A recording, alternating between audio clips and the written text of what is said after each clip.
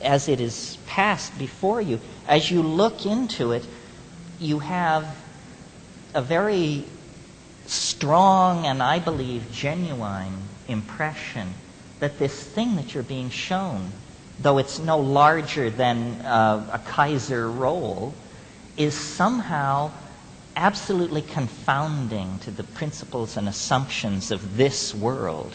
That, in other words, if I could condense this thing into my hand right now, I wouldn't have to convince you, I wouldn't have to preach to you, I could just show you, say, look at this. And in the visual confrontation with this thing, it's self-evident that this is impossible. Matter, light, they don't behave this way. It's as though you have brought back a chunk of another dimension. And then what they're saying about these things is, you can do this. Do what we are doing. And then the urgency becomes almost strident. They say, do what we're doing. Do it now.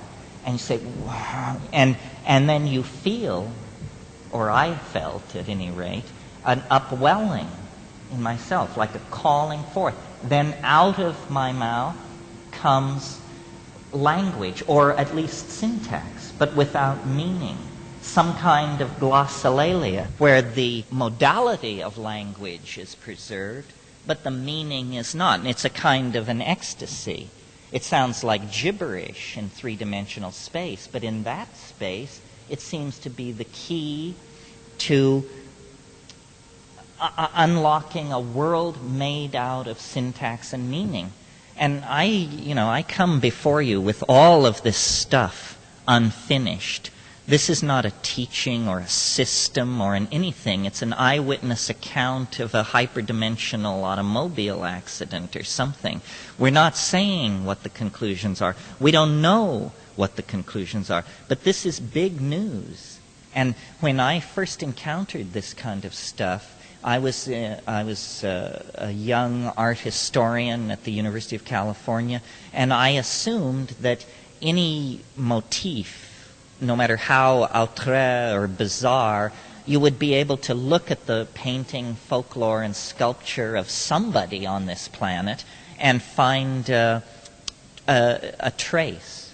And it seemed as though this defeated that idea. It was almost counter the idea of the collective unconscious, because it argued that you, Joe, anybody, Sally, somebody, can break through on your own, an ordinary person, to a place that Verrocchio never saw, Michelangelo didn't anticipate it, Yeats didn't know, Blake hadn't a clue, Melville wasn't briefed, and yet there it is, And this is, to me as an intellectual, it was very confusing, because I think as intellectuals we always assume that progress will be built on the shoulders of the giants that have preceded us. The idea of something actually 100% brand new and unexpected is pretty daunting. And here it was, 30 seconds away, simply by the act of ingesting this natural neurotransmitter. Well, those of you who've been there know exactly what I'm talking about. Those of you who haven't been there, I can't imagine how you can even sit through this kind of thing, because, it makes the folks from the Pleiades and all that other stuff out there seem mundane by comparison. The other thing is, we're not talking about camping out in cornfields night after freezing night with your eyes glued to the stars in wan hope. This is a no-fail method for plunging deeper into these spiritual realms than the tantric yogas or the practitioners of X, Y, or Z dare scarcely suppose. It's repeatable. It's on demand. It does not depend upon your state of moral purity or, tantric accomplishment. It's something that is our birthright, as much as our sexuality, our language, our eyesight, our appreciation of music. It's an innate human thing. And, to try and return to the premises of your question, I tried to formulate theories about what could this be.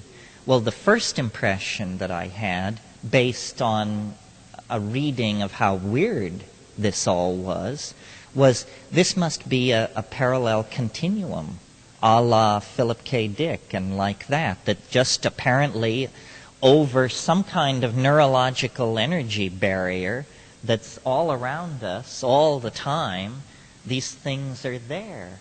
And they are not made of matter, so the laws of physics don't apply. And, like that.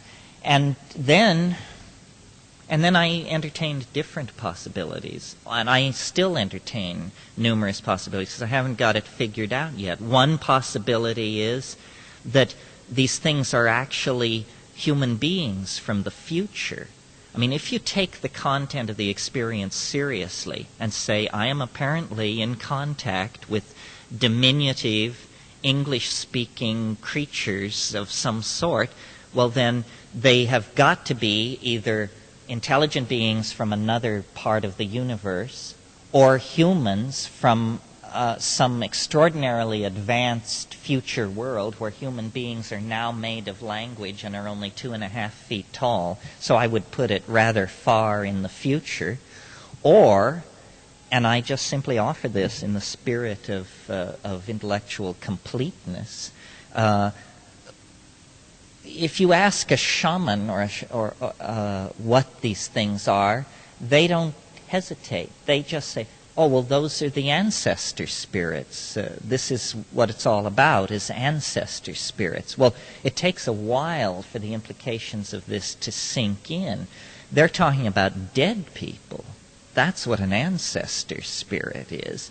They're suggesting that the dearly departed do not evanesce into sunlight or something cheerfully nonspecific like that, but that this actually is simply one level of a cosmic system of some sort where birth and death are transitions from level to level. Well, this is just exactly the kind of thing that I'm intellectually set up to doubt and to feel a kind of scorn for. Because, people have been running around since time immemorial claiming this sort of thing with an incredibly underwhelming body of evidence to back them up. And yet, if you try to approach the problem scientifically, I think you would agree that in terms of likelihood, although operating in this realm, what this means, I'm not sure, but that in terms of likelihood, it's more likely that these are human souls in another dimension than that we are being contacted by friendly extraterrestrials, or even that we share the earth with an invisible race of syntactical, tribal elf legions of some sort. But I think this conclusion is the one that we would tend to resist most strenuously. I mean, I think it's the most intellectually challenging position to take vis-a-vis Western thinking, to claim that we have to reopen the question of life after death in a serious way, not the cheerful round of reincarnation that haunts some of the zanier offshoots of Eastern religion, but actually